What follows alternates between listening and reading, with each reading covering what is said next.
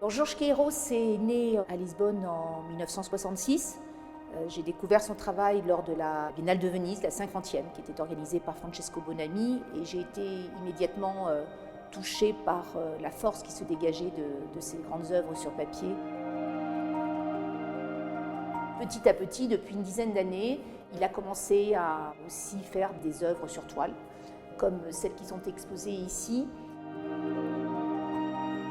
Moi, ce qui me plaît dans ce travail sur toile, c'est cette manière de mêler, de créer un dialogue entre des sources abstraites, la figuration, des images furtives, et puis aussi cette grande capacité sur un même format qui n'est pas très grand, et ça je crois que c'est aussi un signe de sa grande maîtrise, de pouvoir jouer sur les différentes matières de la peinture.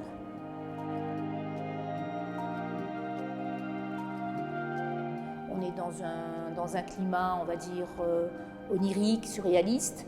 On peut y voir la première fois un personnage et une silhouette, et puis après, si on revient voir le tableau, on s'aperçoit que c'est beaucoup plus évanescent. Ce qui me touche beaucoup dans ces tableaux, c'est justement ce parcours mental qui est à la fois une histoire, son histoire, mais c'est aussi notre imagination.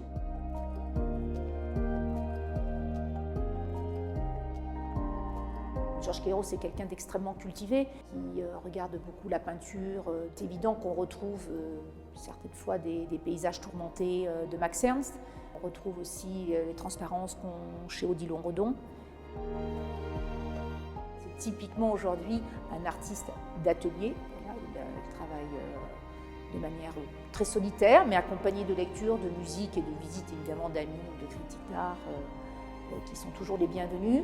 Là, c'est une sélection de tableaux qu'il a fait depuis 2 ans et dont certains ensuite vont partir au musée Gulbenkian à Lisbonne et ils vont être accrochés au regard de toiles de Achille Gorki, qui est effectivement aussi une des principales sources d'inspiration de Jorge Queiroz. Voilà, cette espèce de surréalisme biomorphique, un peu justement à cheval entre l'abstraction et la figuration. Donc c'est vraiment quelqu'un qui est une espèce de pont justement entre un art plus classique, plus moderne et l'art contemporain. Et si on se remet dans la perspective de 2003-2004, quand on a commencé à travailler ensemble, il était un des rares justement à aborder un travail aussi sophistiqué sur le papier. Voilà, donc c'est aussi comme ça qu'il a été remarqué.